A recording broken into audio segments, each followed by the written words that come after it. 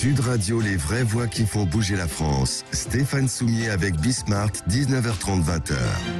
Salut à tous, Bismart sur Sud Radio. Tiens, on va commencer avec le phénomène de cette crise au plan économique, la livraison.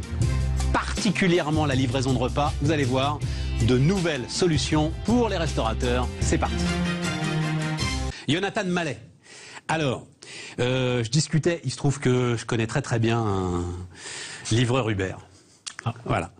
Et donc je disais, tiens, je reçois un gars qui veut changer un petit peu les codes, tout ça. Il me dit, en ce moment, il y en a un par jour. Ah, c'est vrai. Le livreur me disait lui-même, moi-même, je pense que je vais peut-être monter ma propre start-up de livraison de repas. Il devrait. C'est un phénomène de dingue. C'est la conjoncture qui veut ça. Alors on va parler de la façon dont Resto du Coin veut essayer de changer un petit peu les codes de tout ça, apporter de l'innovation, etc. Mais tu as le sentiment, Jonathan, que ce qui s'est passé donc sur ces 9-10 derniers mois, c'est un phénomène durable. Moi, je regarde ça, mais quand les restos vont ouvrir, les mecs qui travaillent avec des flopés de livreurs, à un moment, il va quand même y avoir une sacrée chute, non, de la demande. Ou pas, justement, c'est la question. La question à laquelle les restaurateurs aimeraient trouver enfin, toi, la parce que réponse. les restaurateurs, eux, qui livrent des repas en salle ou qui livrent des repas... les restaurateurs, la plupart, ne livraient pas de repas. Oui, c'est de la restauration de quartier. Qu'ils accueillent les gars dans leur salle ou alors qu'ils livrent des repas, finalement, pour eux, l'important, c'est leur chiffre d'affaires, quoi. Oui, c'est sûr. Est-ce qu'il leur reste sur le chiffre d'affaires? Ah, on y vient tout de suite là. Donc tu réponds pas à ma question alors. Phénomène durable. Phénomène durable, enfin, on entend parler de variants. Après, je suis pas un expert à ce niveau-là, loin de là, mais on espère que ce sera le plus court possible. Mais les changements de comportement semblent être durables. Ah, et voilà, c'est ça. Non, c'est pas savoir combien de temps on en a avec le Covid. Oui, c'est sûr. T'es pas je pense qu'il y en a pour 6 mois. C'est ça. Après, faut voir. Non, c'est justement... Les changements de comportement, oui. Le télétravail, la livraison, la commande à domicile, l'accélération des délais de livraison, le tout de suite, tout maintenant, c'est sûr que ça, c'est durable. D'accord. Donc c'est le moment d'investir là-dessus, alors. Je pense. C'est le moment de monter sa boîte. Je pense. Ouais, en tout cas, c'est toujours le moment de monter sa boîte. C'est toujours le moment. Ouais, absolument, c'est toujours le moment. Alors, Resto du Coin. Alors, Resto du Coin. Quoi de neuf? Donc, t'as dit ce qu'il leur reste. C'est-à-dire, t'as le départ, en tout cas, la façon dont tu vends ta démarche, c'est d'abord les 30% de commission. Parce que les premières personnes à qui il faut parler, ce sont les restaurateurs. Ouais. Et les restaurateurs, le point numéro 1, c'est qu'est-ce que leur coûte le fait d'être sur ces plateformes. Et ça leur coûte 30%.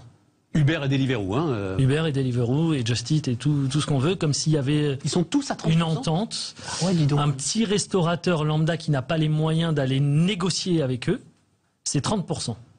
Et encore, comme on est sur un plateau un peu technique business, on peut aller plus loin. Vas-y. C'est 30% de leur TTC. Donc, ils payent également une com sur la TVA qui est à 10% pour la livraison. Et ils récupèrent une partie de la TVA sur ce qui est facturé par les plateformes, donc les 30%, parce qu'il y a de la TVA aussi qui leur est facturée. Sauf que la TVA qui leur est facturée sur les 30% est inférieure à la TVA. Mais c'est ahurissant. Donc en gros, je vous épargne les calculs, ils payent 33% de leur chiffre d'affaires. Mais je ne savais pas que c'était sur le prix TTC. Moi, je crois que c'était sur le prix hors taxe. C'est sur le TTC. Non, mais alors, pour le coup... Non, je me demande... Parce que globalement, c'est pas normal. Enfin, Bercy, à un moment, va regarder ça quand même, non? C'est un business, hein. Le business est libre. Non, le business est libre, mais c'est pas normal que Uber et Deliveroo se fassent de la marge sur de la TVA. Tu vois ce que je veux dire? Ça, oui. Ah non, c'est pas normal du tout, ça. C'est un impôt, hein. C'est vrai. Tiens, tu m'apprends un truc, dis donc, comme quoi. Ça apprend plein de trucs. Donc, ok. Donc toi, déjà, commission moins chère. Donc déjà, nous, on essaye de bannir le mot commission. C'est une plateforme de mise en relation entre les restaurateurs et les consommateurs. Donc, nous, ce qu'on va gagner, c'est des frais de mise en relation qui sont clairs, qui sont affichés. 1 € hors taxe pour chaque commande, quel que soit son montant. C'est ce que nous, on va gagner. Ah oui, tu casses le truc, là. Alors après, on peut aller dans les détails, parce que pour l'emporter, il n'y a pas de coût supplémentaire, c'est 1 €. Quand on fait de la livraison, il y a quelqu'un à payer, il y a le coursier qu'il faut payer. Donc le coursier, dans les 30, 33 ou ce qu'on veut des plateformes, ils vont payer leur coursier. Mais comment ils vont le payer, ça c'est encore une autre question. Donc l'idée c'est nous de prendre 1 euro, de réduire nos frais et d'essayer d'équilibrer. 1 euro sur une commande moyenne, c'est quoi? C'est 15-20 euros? Non, la moyenne ça va plus être autour de 20-22 parce qu'il y a des gros paniers. Ah oui, d'accord. Mais après il faut payer le coursier encore. Et ça, alors justement, et ça c'est quoi? C'est le restaurant. Alors, toi tu t'occupes. Ah mais parce que c'était une de mes questions ça. Toi tu es une plateforme de mise en relation. On va raconter que tu veux être local, etc. et tout, on va raconter ça. Mais alors tu t'affranchis complètement du sujet des coursiers. C'est au restaurateur de se débrouiller. Ah non, pas du tout, on peut pas. Sinon on pourrait pas essayer de jouer sur le même terrain. Donc nous on part du principe que nos frais sont arrêtés, c'est 1 euro hors taxe par commande, quel que soit le montant. Après, il faut équilibrer les acteurs en présence pour qu'ils s'y retrouvent tous. Le consommateur qui veut être livré vite, pas payer trop cher. Le restaurateur qui ne supporte plus d'entendre parler de ses commissions, vraiment, au point que certains ne veulent pas aller sur ces plateformes, même s'ils n'ont pas trop le choix. Et le coursier, on entend suffisamment dans la presse parler de précarité ou du montant qui peuvent être payés. Ouais, enfin ça là-dessus, bon, c'est un autre sujet. Je trouve, je t'ai dit, j'en connais un certain nombre très bien. Ouais. Alors ils se plaignent pas tous, pas du tout. Non, voilà, ils se plaignent pas. Ah non, je suis totalement d'accord. J'en discute avec beaucoup. Il y en a qui sont très contents, qui font des bonnes journées parce que ils enchaînent les courses pendant les périodes de rush. Maintenant, on peut pas dire on va garder les règles au niveau des coursiers avec des courses parfois qui sont payées moins de 3 euros. Et essayer de favoriser que le consommateur et le restaurateur. Si on se veut équitable, et c'est un peu. Et donc, comment est-ce que tu résous ce problème? En fixant un prix minimum pour la course, un tarif minimum à 5 euros par course. Mais comme nous, on prend moins derrière, ça reste acceptable. Alors, qui paye ces 5 euros? Donc, ça veut dire qu'en gros, c'est 6 euros par commande pour le restaurateur. Ton euro de mise en relation, 5 euros de la course. Non, parce qu'il y a le consommateur qui paye une partie de la livraison. Comme sur les plateformes. D'accord. Donc ça, nous, on a fixé ça à 1,90 €, ce qui reste inférieur à la moyenne des frais de livraison qui sont payés actuellement sur les grandes plateformes. D'autant plus qu'ils ont rajouté des frais de gestion récemment. C'est encore autre chose qu'on n'a pas. 1,90 € pour le consommateur et le reste à payer pour le coursier. Alors, sachant que chez le restaurateur. Il faut y venir. T'es local, toi. Toi, tu te dis en fait donc resto du coin, ça veut dire qu'en fait, comme son nom l'indique, je vais commander au resto du coin. Alors, on est local avant tout parce que quand vous allez ouvrir votre application, vous allez voir les restaurants les plus proches de vous. Pas forcément ceux qu'on a décidé de classer en haut. Parce qu'il y a plein de manières de classer les restaurants, mais c'est pas par proximité que c'est fait sur les grandes plateformes. C'est fait en fonction du contrat tel qu'il a été négocié. C'est fait en fonction du référencement sponsorisé. On peut payer de la publicité en plus des 30% sur mais les toi aussi on pourra. Non. Même dans le quartier? Non. On classe les restaurants par ordre de proximité. Après, on peut aller chercher loin si on veut, si la livraison est possible. D'accord. Donc on peut aller chercher le même restaurant que sur une autre plateforme. Mais c'est une concurrence équitable, c'est classé dans l'ordre. Vous retrouverez par contre en tête vos restaurants favoris, ceux chez qui vous avez déjà commandé, et ceux auxquels vous vous êtes abonné, c'est aussi un autre sujet. C'est-à-dire, vas-y. C'est-à-dire que aujourd'hui, si vous êtes restaurateur et vous êtes référencé sur une grande plateforme, j'ai envie de dire, ce ne sont pas vos clients. Si vous êtes déréférencé, vous perdez toute votre clientèle du jour au lendemain. Et ce que vous avez fait dans la durée, vous n'avez pas construit une clientèle. Donc nous, on veut aussi résoudre ce problème. Et un client, un consommateur qui aime tel restaurant, peut s'abonner à ce restaurant en un clic. Je m'abonne pour recevoir l'actualité et donc les plats du jour de ce restaurant. Et ça change aussi un peu la donne. Jonathan Mallet, donc le fondateur de Resto du Coin. On parle de robots dans un instant sur Sud Radio. Sud Radio, les vraies voix qui font bouger la France. Stéphane Soumier avec Bismart, 19h30, 20h. Pascal Rialan qui est avec nous. Bonjour Pascal. Enchanté, bonjour. PDG de Balio. Donc j'ai écrit la logistique affole les compteurs. Voilà le. D'accord. Hein écoute, alors, tu vas me dire, non mais c'est intéressant à tout point de vue ce chiffre. Balio robotise les Fenwick. Pour faire simple. Pour faire simple. Voilà. Donc on utilise des chariots standards qui sortent des usines du groupe Linde, dont Fenwick fait partie, et on met à disposition un conducteur virtuel embarqué sur le véhicule. On n'a plus besoin du cariste sur le véhicule. Mais c'est le Fenwick de base, hein. C'est vraiment le transpalette. On ne le change pas. Tel qu'on le connaît. Est-ce que tu peux aussi robotiser mon transpalette qui est dans mon entrepôt depuis quelques années? Alors techniquement oui, c'est possible, mais ça n'a pas tellement de sens parce que cette machine, après quelques années, elle s'est pris pas mal de murs, en tout cas elle a souffert, et donc la valeur résiduelle de cette machine est tellement ridicule par rapport à la valeur embarquée sur un robot que ça n'aurait pas tellement de sens. D'accord, ça sert à rien. Donc on prendra un risque qui n'aura pas beaucoup de sens. Ouais, ouais, ça sert à rien. Voilà. Mais parce qu'il y a un sujet, alors, t'inquiète pas, on va pas partir là-dessus, on va parler de la logistique, mais quand même sur la robotisation. Donc c'est quoi? C'est la disparition du métier de cariste globalement, d'ores et déjà programmée? À long terme, oui, mais à court terme, non. Enfin, aujourd'hui, alors on a certains sites sur lesquels on a certains de nos robots qui tournent, et au maximum, on va être capable d'automatiser peut-être une vingtaine, une trentaine % des flux. Qu'on pourrait automatiser. Le reste, l'humain reste indispensable. Il faut filmer des palettes, il faut découper des choses, faire un contrôle qualité. Et donc là, l'humain est indispensable, et c'est souvent le cariste qui le fait. Filmer les palettes, c'est pas encore automatisé. Le filmage, palettes, oui, c'est mettre un film plastique autour des palettes. Voilà, mais ça va être mettre une étiquette, faire des choses comme ça, et ça, l'humain le fait, et c'est souvent d'ailleurs le cariste qui s'en occupe. Donc voilà. Donc... Et je crois qu'il y a un sujet quand même dans la robotisation, et ça aussi c'est super intéressant, c'est chargement-déchargement. C'est-à-dire que c'est camions. Toujours, oui, voilà, c'est pas toujours le même camion. Hein. Alors oui, le chargement, le déchargement des camions, c'est peut-être l'un des derniers flux logistiques qui sera fait par des robots. Ouais, c'est ça. Aujourd'hui, techniquement, c'est pas possible en fait, tout simplement, parce que les palettes sont collées dans les camions, et sortir ça de manière automatisée, c'est prendre trop de risques par rapport à la palette, tout simplement. Non, mais pourquoi en plus? Parce que on est dans une réflexion de l'ensemble de ceux qui organisent la supply d'optimisation du chargement des camions. Oui.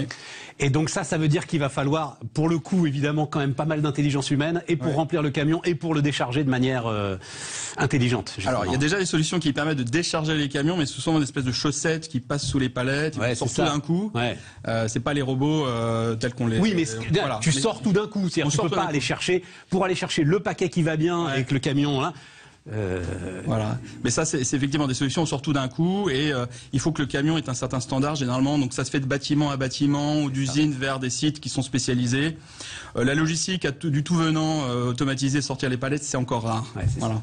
Et donc pour qu'on comprenne bien, vous voyez l'entrepôt, et vous en fait, ce que vous faites, c'est que vous modélisez l'entrepôt, et ensuite les Fenwick se baladent dedans. Voilà. Vous gérez la totalité de l'automatisation du lieu. On va dire exactement. Donc comme je suis venu ici, je connaissais pas les lieux, hein, je suis venu pour la première fois, on s'est rencontrés.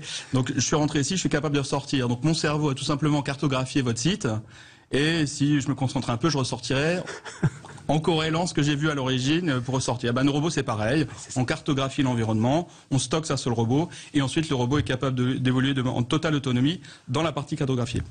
Voilà. Il y a même, oui c'est ça, il n'y a même pas un gars avec un joystick quelque part. Il n'y a pas de balise, il n'y a pas de référentiel, il n'y a rien de tout ça.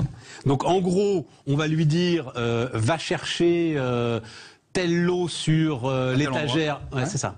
Ah ouais, tout à fait. Ouais. Une fois qu'on a cartographié le site, donc ça c'est le visuel, on va dire ça comme ça. Ensuite, évidemment, on recrée les chemins, les positions en rayonnage, les points de prise, les convoyeurs, afin, en fait, tout simplement d'indiquer au véhicule quel est le chemin à parcourir du point A vers le point B. Ouais.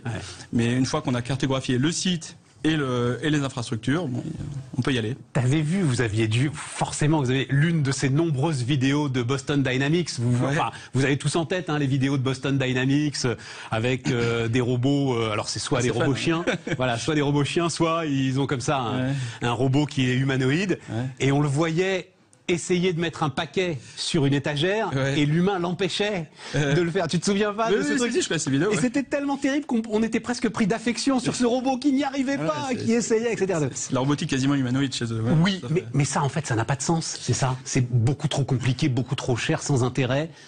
Alors, il y a une question de coût, évidemment, mais aussi la sécurité. En fait, ces machines-là, je connais bien Boston Dynamics, on a certains de nos collègues qui travaillent chez eux maintenant. Malheureusement, gérer la sécurité de manière industrielle avec des machines comme celle-là, reste pour moi une vraie question. Je ne sais pas comment ils la gèrent, je n'ai jamais échangé avec eux, mais ça serait très intéressant peut-être de les convier, d'échanger avec eux. Je ne sais pas comment ils gèrent la sécurité. Et la sécurité dans notre environnement, dans le monde de la logistique, elle est normée, elle est cadrée, elle doit être calculée mathématiquement, et ça, je ne sais pas aujourd'hui si c'est possible avec ces technologies-là. D'où l'immense avantage de travailler avec Linde. C'est quoi l'autre gros fournisseur? Il y en a deux gros fournisseurs. Alors on travaille avec d'une part Linde, notamment pour le marché européen en Asie, et puis avec Hyster-Yale qui nous permet de couvrir le marché américain, puis aussi le marché asiatique, l'Europe. Enfin, on travaille de manière mondiale avec les deux. C'est ça, mais voilà. Et donc on travaille en fait dans les normes de Linde et donc dans les normes de la logistique. Alors c'est les normes de la robotique mobile appliquée à la logistique. Hein. Alors il y a des normes de sécurité pour les machines de base, enfin sur les bases véhicules, mais les normes qu'on doit appliquer en robotique mobile sont encore d'autres normes, d'autres directives. Il y a même une directive européenne sur le sujet qui a été transférée dans une norme ISO. On est peut-être trop dans les détails. Non, mais... non, au contraire, vas-y. Mais c'est passionnant. Mais voilà. C'est ça qui se passe voilà. aujourd'hui. Hein. Donc on est dans un monde qui est déjà normé, à la différence de la voiture autonome, où pour l'instant c'est encore un peu ouvert, c'est un monde très ouvert. Nous c'est normé, ce qui nous donne un énorme avantage et la possibilité tout simplement de faire grandir ce marché, hein, bien sûr. Et pourquoi est-ce que c'est super important? Parce qu'en fait, comme tu l'as dit, on est dans un monde où les robots et les hommes vont vivre ensemble. Voilà. D'une part, ce mot de cobotique là, qui vient assez régulièrement, ouais. voilà, en plein dedans. Ah, oui. Hommes et robots doivent être ensemble et non plus séparés par un mur, par un grillage qu'on a beaucoup vu dans les usines. Nos robots sont pas en cage, hein. Non, voilà. C'est pas des oiseaux en cage, c'est vraiment des robots qui évoluent au sein de la logistique, au sein des lignes de production parfois. Donc on est vraiment, oui, nos robots doivent être sûrs. C'est-à-dire que si quelqu'un traverse un passage, le robot doit s'arrêter en sécurité et de manière sûre, fiable. Et cette fiabilité industrielle qu'on doit obtenir, elle est cadrée, elle est normée, et ça, c'est difficile à faire quand on veut. Et c'est un frein à l'innovation aussi, hein, parce qu'on peut pas faire ce qu'on veut. Voilà. Ben oui, mais dis donc, heureusement. Ah oui, oui. Mais non, mais. Non, mais s'il y avait que des palettes et des cartons, ça ne me gênerait pas. Mais il y a des gars quand même qui sont. Voilà. C'est vrai que par rapport aux robots de Boston Dynamics, on est beaucoup plus contraint, évidemment. Voilà. Bon, et donc, une fois qu'on a dit tout ça, 87% de hausse du chiffre d'affaires au 4e trimestre 2020. Oui. Il y a un effet de rattrapage, forcément. Oui, l'année 2019 a été un peu difficile pour nous, et puis on a bien relancé la machine en 2020. Ouais, c'est l'idée. Mais alors, est-ce que ça, première chose, est-ce que ça veut dire ce que je dis moi assez régulièrement, mais là que en fait les industriels, l'ensemble de ceux qui investissent sont aujourd'hui le pied sur l'accélérateur. Et dès que le brouillard se lève un peu, parce que ça c'était, j'imagine, les commandes de l'été, quand on a cru qu'on était sorti, on était un peu tiré d'affaire, pour le coup ça repart à fond. Alors il y a plusieurs effets. Il y a déjà un effet de rattrapage, mais purement interne Balio. On avait évoqué dans les communiqués précédents les difficultés techniques qu'on avait eues. Hein. On a fait malgré tout beaucoup d'innovations chez Balio. On a poussé la technologie au point qu'on pouvait, pour une raison, on reviendra peut-être après dessus, c'est de permettre tout simplement de changer un véhicule manuel avec un véhicule robotisé dans le même environnement, sans changer l'infrastructure du client. Un des gros freins de notre industrie, c'est si on demande au client de changer la largeur de ses allées, de changer ses palettes, etc., pour faire la robotique, en fait, c'est génial, mais ils le font pas. Et donc ça, c'est un gros frein auquel on a à faire face. Et donc on essaye de lever. Donc donc on a lancé beaucoup d'innovations en 2018, 2019, notamment sur la prise et la dépose en grande hauteur. Voilà, donc on s'est pris le pied dans le tapis, on a testé des choses. Mais ça aussi, non mais c'est génial, ça nous permet de voir tous les sujets. Ça aussi, c'est un sujet que les entrepôts, ils vont monter forcément. On est sur une contrainte de mètres carrés, et donc ils vont monter. Il faut aller, voilà. Il faut toujours aller plus haut, avec toujours le moins de place possible autour des robots. Donc on a lancé ces 2 dernières années des véhicules qui permettent de ne rien changer chez les clients, c'était très important. On a mis 2 ans à stabiliser ces produits. En juillet dernier, on a lancé la 2e génération de ces produits où on a fait tout simplement, on a collecté, consolidé toutes les informations, toute l'expérience des erreurs du passé. Et donc maintenant, on est reparti sur une lancée avec des produits qui sont fiabilisés, qui permettent de ne pas changer les infrastructures des clients. Et c'est vraiment une grosse demande qu'on a, notamment dans le monde de la logistique traditionnelle, parce que c'est des gens qui n'ont pas forcément énormément de moyens, beaucoup de capex à mettre sur ces sujets-là. Tout à fait. Et voilà, ça nous permet. Des marges super étroites. Voilà. Et en même temps, beaucoup de contraintes. beaucoup de contraintes et une accélération des flux là. C'est ça le sujet là maintenant? Alors la logistique traditionnelle n'a pas tellement souffert pendant le Covid, au contraire, il y en a qui sont plutôt bien sortis. Oui, d'où Voilà, cette nécessité d'accélération Voilà. des flux, parce qu'il y a plus de demandes. Alors après la conversion d'un si j'avais eu des robots, j'aurais pas eu des caristes qui sont partis, malades, etc. Ça met du temps dans notre monde, hein, entre un constat, une décision et un changement, c'est 2 ans. Pascal Rialan, le PDG de Balio, donc sur Sud Radio. On se retrouve demain pour de nouvelles aventures.